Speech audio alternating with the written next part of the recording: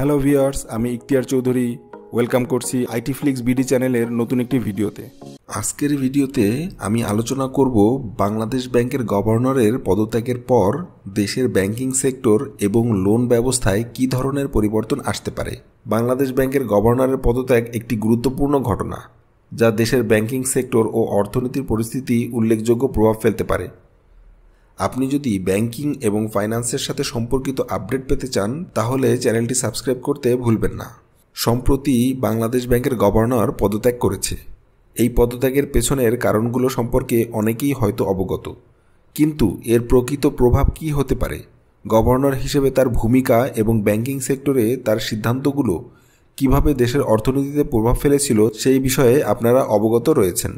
গভর্নরের পদত্যাগের পর নতুন গভর্নরের অধীনে লোন পলিসিতে কী ধরনের পরিবর্তন আসতে পারে, সুদের হার, লোন প্রাপ্তির সহজলভ্যতা এবং সরকারি নীতিমালা পরিবর্তন, এই সব বিষয়ে এই ভিডিওতে আলোচনা করা হবে। তাই আপনি যদি একজন লোন হোল্ডার হয়ে থাকেন অথবা ব্যাংকিং সেক্টরে আপনি সার্ভিস নিয়ে থাকেন তাহলে এই ভিডিওটি আপনার জন্য খুবই গুরুত্বপূর্ণ। তাহলে চলুন মূল ভিডিও শুরু করা যাক। বাংলাদেশ ব্যাংকের গভর্নরের পদত্যাগের পর নতুন গভর্নর নিয়োগপ্রাপ্ত হওয়ার কারণে তার অধীনে লোন পলিসিতে পরিবর্তন আসার সম্ভাবনা থাকে। সাধারণত একটি নতুন নেতৃত্বের অধীনে অর্থনৈতিক নীতি এবং প্রক্রিয়াগুলোর কিছু পরিবর্তন আসতে পারে, যেমন সুদের হার। নতুন গভর্নরের সুদের হারের বিষয়ে বিভিন্ন নীতি গ্রহণ করতে পারে যা লোনের খরচকে প্রভাবিত করবে।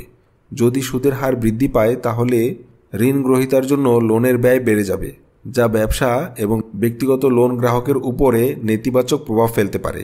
এর পাশাপাশি লোন প্রাপ্তির সহজলভ্যতাও হতে পারে, যেমন নতুন গভর্নর যদি ব্যবসা এবং ক্ষুদ্র উদ্যোক্তাদের সহায়তা দিতে চায় সেক্ষেত্রে আগের তুলনায় শিল্প উদ্যোক্তাদের অথবা ক্ষুদ্র উদ্যোক্তারা খুব সহজেই লোন পেয়ে যাবেন। এবার চলুন আমরা জেনে আসি ব্যাংকিং সেক্টরের স্থিতিশীলতা। নতুন গভর্নরের পদত্যাগের কারণে সাময়িক অস্থিরতা তৈরি হতে পারে। বিনিয়োগকারীরা এবং অর্থনৈতিক বিশেষজ্ঞরা সাধারণত নতুন গভর্নরের অর্থনৈতিক দৃষ্টিভঙ্গি এবং নীতিমালা পর্যবেক্ষণ করবে। যদি নতুন গভর্নর বিনিয়োগকারীদের মধ্যে আস্থা স্থাপন করতে পারে তাহলে ব্যাংকিং সেক্টরে স্থিতিশীলতা বজায় থাকবে। তবে যদি কোনো কারণে অনিশ্চয়তা থাকে তাহলে এটি ব্যাংকিং সেক্টরকে অস্থিতিশীল করে তুলবে। নতুন গভর্নরের অধীনে ব্যাংকগুলোর অভ্যন্তরীণ কর্মপদ্ধতিতে পরিবর্তন আসতে পারে, যেমন ঋণ প্রদানের প্রক্রিয়া, গ্রাহক সেবা এবং ডিজিটাল ব্যাংকিং সুবিধা। ব্যাংকিং সেক্টরে যে কোনো পরিবর্তন সরাসরি গ্রাহকদের সেবার উপরে প্রভাব ফেলে। নতুন নেতৃত্বের অধীনে ব্যাংকিংগুলোর গ্রাহক সেবা পদ্ধতি উন্নতি এবং অবনতি হতে পারে। এটি ব্যাংকিং সেবার মান এবং ব্যবসায়কে প্রভাবিত করতে পারে। ডিজিটাল ব্যাংকিং সার্ভিসেও অনেক পরিবর্তন আসতে পারে, তাহলে গ্রাহকরা আরও আধুনিক ব্যাংকিং সেবা উপভোগ করতে পারবে। এর পাশাপাশি গভর্নর পরিবর্তনের ফলে দেশের সামগ্রিক অর্থনীতিতে প্রভাব পড়তে পারে, যেমন নিরাপত্তা ও আস্থার প্রভাব এবং অর্থনৈতিক নীতির প্রভাব।